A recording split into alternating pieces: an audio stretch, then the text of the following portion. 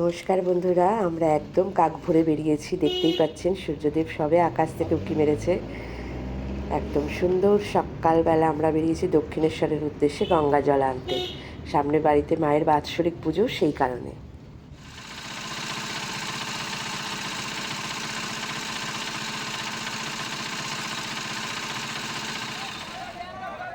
গাড়ি ছুটিয়ে ভোরবেলা বেরোলেই যদি বারাসাত ক্রস করি তো মাছ বাজারটাকে আমার দুর্ধর্ষ লাগে। মাছের গন্ধে মাখা এই পরিবেশ গমগম করছে, ক্রেতার বিক্রেতাদের সব হৈ হৈ রব দারুণ লাগে।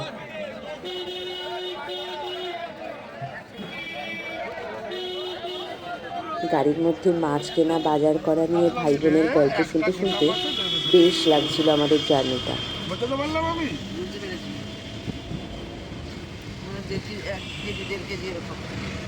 একটা গোটা মাছ যা ওজন হবে, যদি 1 কিলো হয় তাই নিবি, যদি 4 কিলো হয় তাই নিবি। নানা রকম সাইজের মাছ পাওয়া যায়। আমাদের বাংলাদেশে অনেক বাড়ির লোক সব মাছ নিয়ে।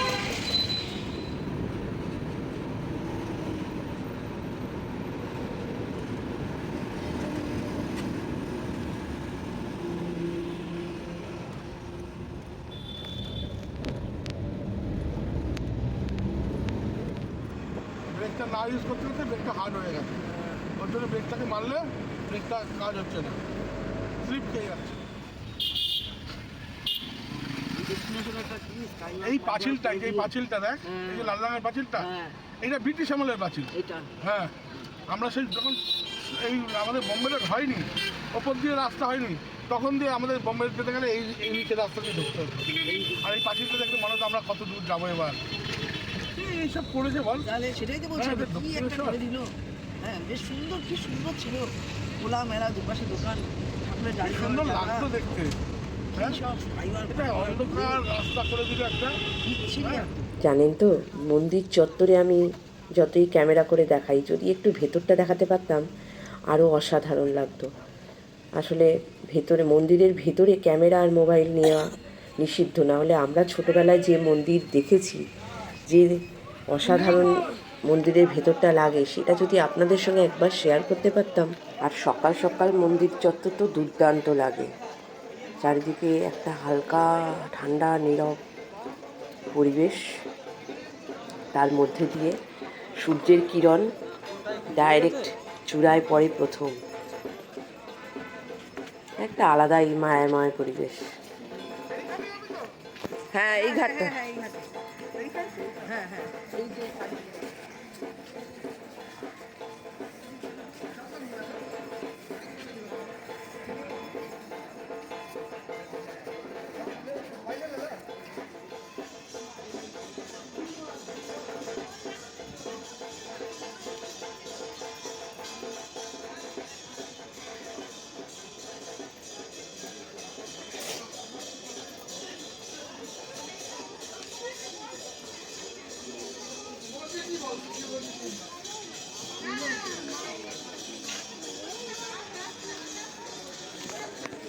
নামতে পারছি না।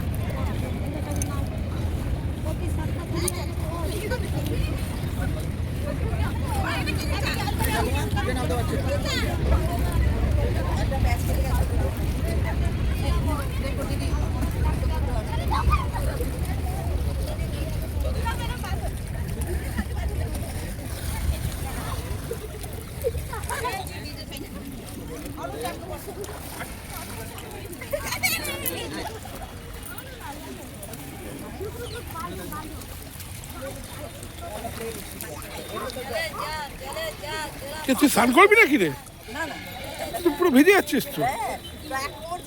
হ্যাঁ, এই ভেজা জামা কাপড় নিয়ে যাবি নাকি?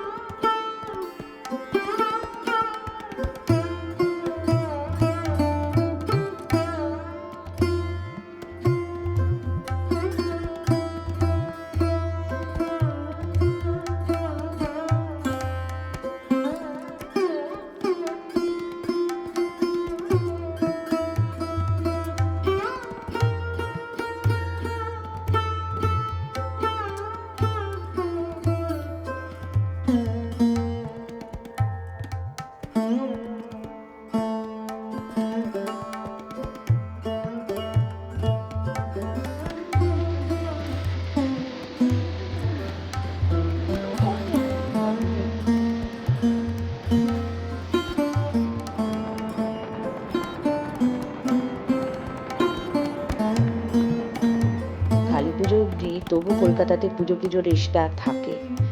মানে প্যান্ডেল, চারিদিকে প্যান্ডেল, লাইটিং, ফল ফলাদিদের বিক্রেতাদের চিৎকার, বাজারে একটা গমগমে ব্যাপার, তার সাথে কিছু কিছু দোকানে মাটির মায়ের প্রতিমা, দুর্দান্ত লাগে। আর এই পুজোটা চলে গেলেই পুরো একটা বছর ওয়েট করতে হয় আমাদের এই পুজোর সিজনটার জন্য।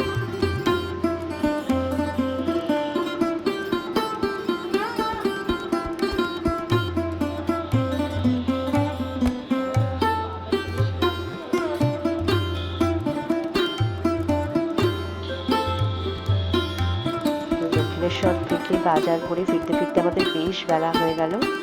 তো আমরা তাড়াতাড়ি কিছু খেয়ে যে যার কাজে লেগে গেলাম।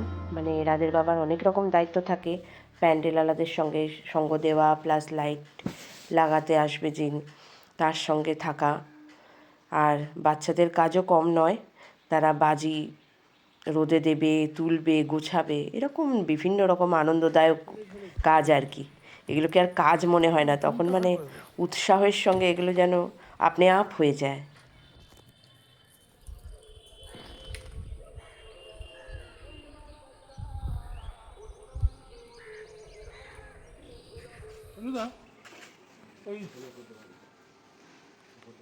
বলছি কাজলদের এই গেটটা কি আটকে দেবে?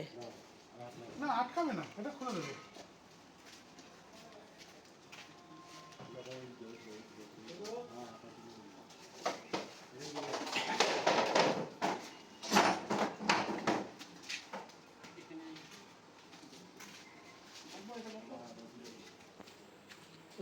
যখন দেবে না এইখানে টেবিল পাবে।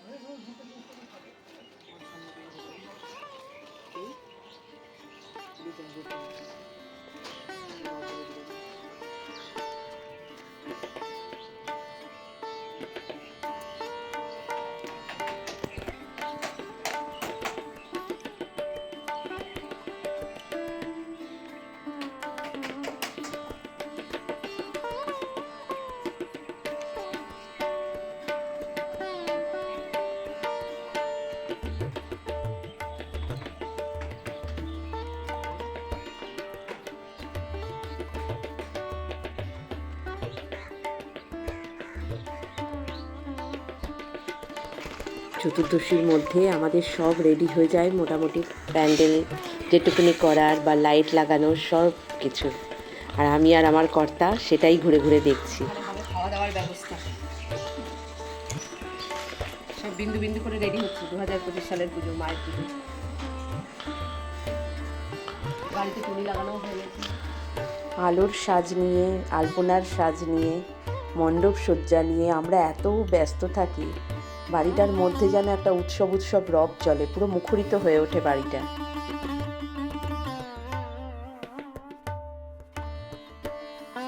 আর একদিকে বাড়ির ভেতরে চলছে জোর কদমে বাড়ির পূজা প্রস্তুতি। ছোটরা সাজাচ্ছে যেখানে মায়ের পূজাটা হবে সেই ব্যাকগ্রাউন্ডটা, আর দিদি গোছাচ্ছে তার দশকর্মার সদয় সব ঠিকঠাক আছে কিনা দেখে নিচ্ছে। এইভাবেই আস্তে আস্তে এগিয়ে চলছে পূজার প্রস্তুতি।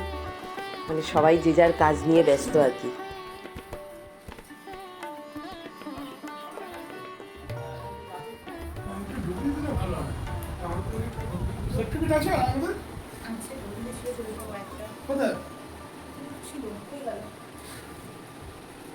চতুর্দশীর দিন ঢাকি যখন আমাদের বাড়িতে প্রথম সন্ধেবেলা ঢাক বাজাতো, সেই সময় আমার শাশুড়ি একটা চেয়ারে শান্ত হয়ে বসে কাপা কাপা হাত দিয়ে কাঁসর বাজিয়ে বাজিয়ে পুরো ঢাকের বাদ্যটা এনজয় করতো।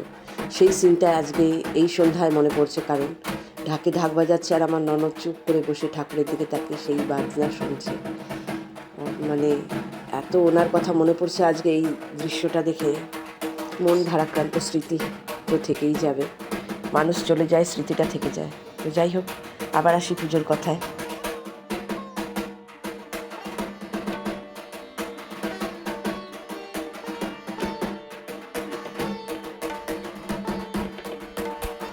আচ্ছা বন্ধুরা, আপনারা ভূত চতুর্দশীর দিন বা চতুর্দশীর দিন সন্ধ্যাবেলা 14 প্রদীপ কেন জ্বালান জানেন? অ্যাকচুয়ালি এই নিয়ে অনেক রকম মতামত, অনেক রকম বিতর্ক আছে। তো আমাদের গুরুজনরা যা বলে গেছেন যে ভূত চতুর্দশীর দিন সন্ধ্যাবেলা 14 প্রদীপ মানে পূর্বপুরুষদের আত্মার শান্তি কামনার উদ্দেশ্যে আমাদের জ্বালাতে হয়। এতে ঘরের অনেক রকম নেগেটিভ এনার্জি দূর করে আমরা পজিটিভ এনার্জিকে আহ্বান করি, আর মানে অশুভ শক্তিকে তাড়িয়ে শুভ শক্তির আহ্বান করি আর কি। তো সেই কারণেই আমাদের 14 প্রদীপ জ্বালানো হয়। তো আপনাদের কার কি মত একটু জানাবেন কমেন্ট বক্সে, তাহলে আমাদেরও ধারণাটা আরও বাড়বে।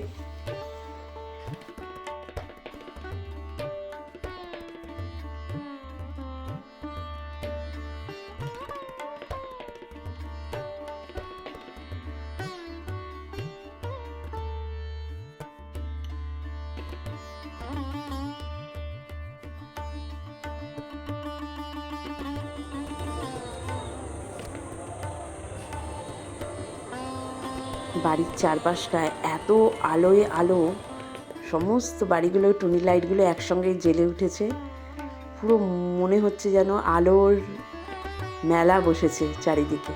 আর তার মধ্যে আমার সন্ধেবেলা ঠাকুরের কাজ করতে দারুণ লাগছিল। আর আমার সঙ্গে সঙ্গ দিচ্ছিল আমার দিদি, মানে আমার ননদ, আর আমার মা। দুজনের সঙ্গে গল্প করতে করতে কাজ করতে দারুণ লাগছিল। আর সেই সুযোগে রাজরাও একটু বাজি ফাটিয়ে নিল।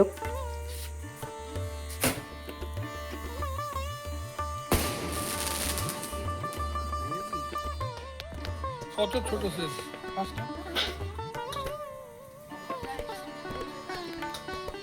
সবচেয়ে ছোট সেলটা ফাটাচ্ছে, সবচেয়ে ছোট করতে হবে না এটা। দেখো তখন তুমি একটু উল্টো পাটে শোনো সেলটার দিকে দেখো সবাই।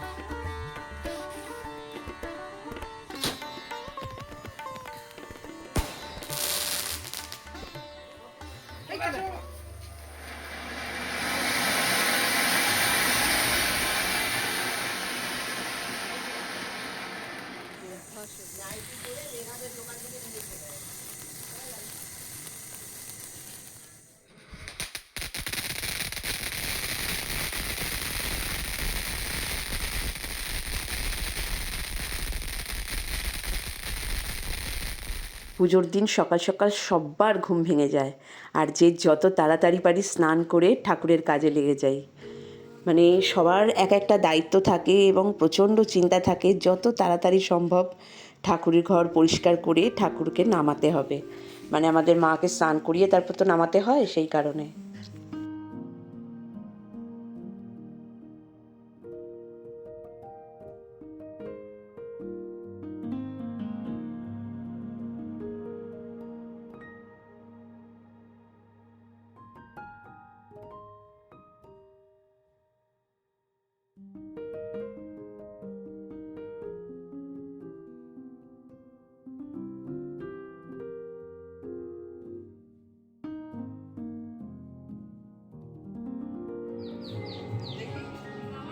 ডান।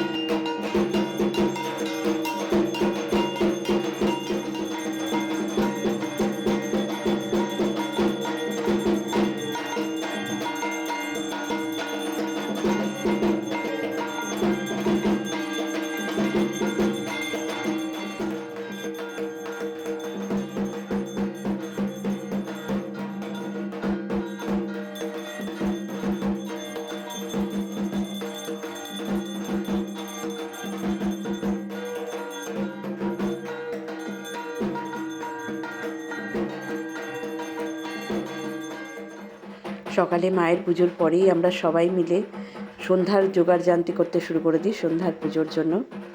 তো এই দেখলেন জাগ্রত মায়ের রূপটা। যতক্ষণ না মায়ের এই মণ্ডপে এনে আরতি করা হয় ততক্ষণ কিন্তু এত জলজলে রূপটা খুঁজে পাওয়া যায় না। তো অসাধারণ, মানে এনার মহিমা কিছু বলার নেই, আমরা বললে হয়তো বাড়তি বলা হয়ে যাবে। তো যারা এনার কাছে এসে 2 মিনিট দাঁড়িয়েছে তারাই বুঝতে পারবে এনার কি মহিমা।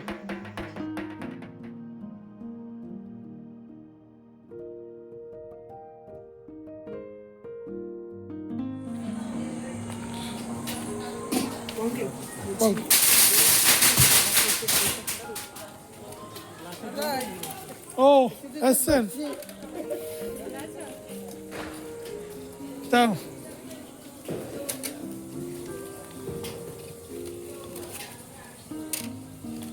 সুজিত কই আসছে?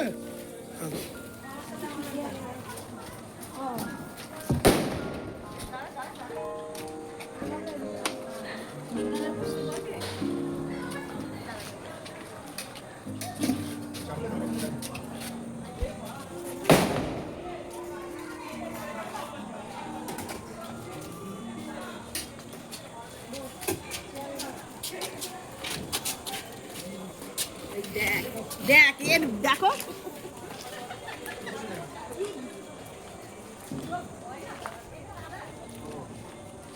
ऊपर चले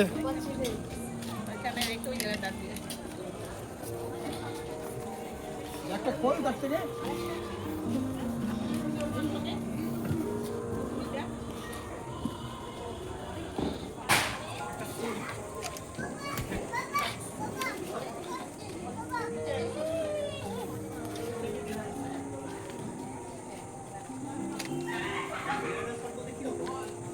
ওর যে ইয়েগুলো রয়েছে, দানাগুলো রয়েছে, 1,000 টাকা। ঠিক আছে, নিচে থেকে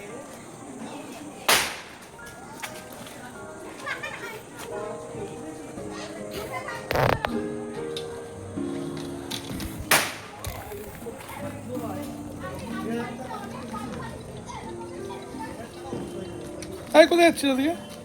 ওদিকে যাস না। এই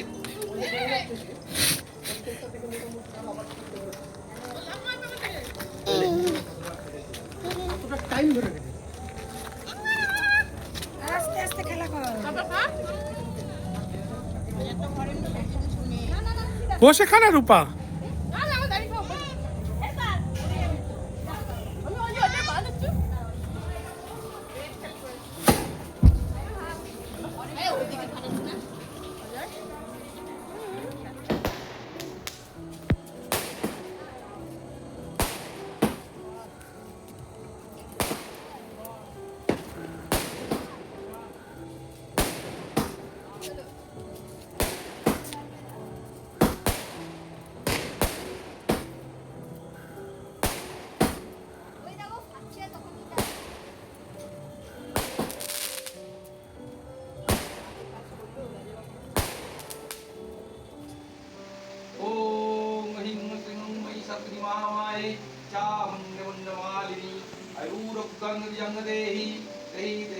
नमस्ते मुदिता गोपू षष्टिकं नरोमुन्नमालनं खड्गं शूलं घोरमुक्तेश्चिदं दत्मदर्भमुन्नमाला विभूषणम् ॐ ह्रीं श्रीं ॐ चामुण्डाय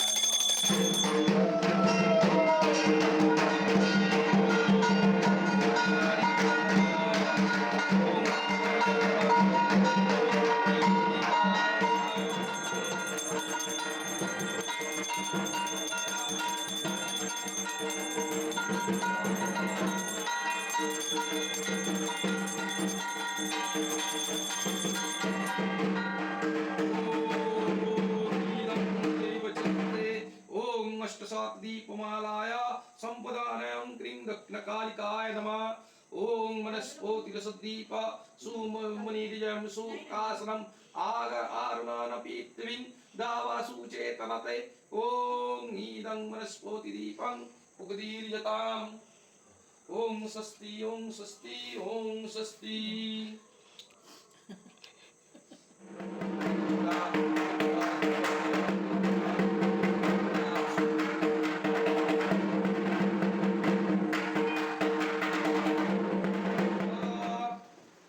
ओम ज्ञान स्वाहा ओम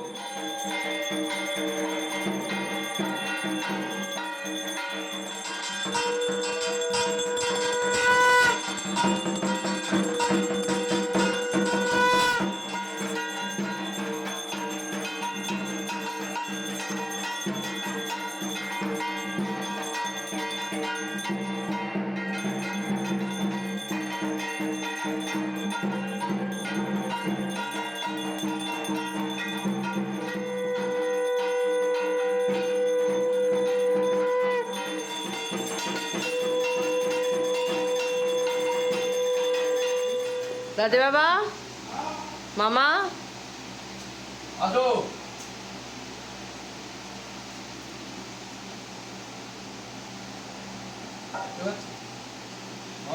এই মামা টিকা নিয়ে টিকা হোমের টিকা নিয়ে নাও।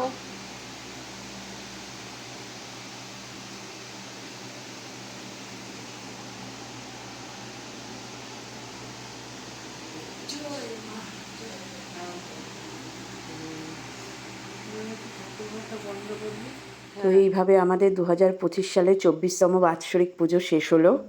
পুরোটাই একদম শুরু থেকে গঙ্গার জল আনা থেকে শুরু করে পুজোর শেষ অবধি একদম আপনাদের সঙ্গে পুরো ভিডিওটাই শেয়ার করলাম। ভিডিওটা ভালো লেগে থাকলে একটু লাইক করবেন প্লিজ।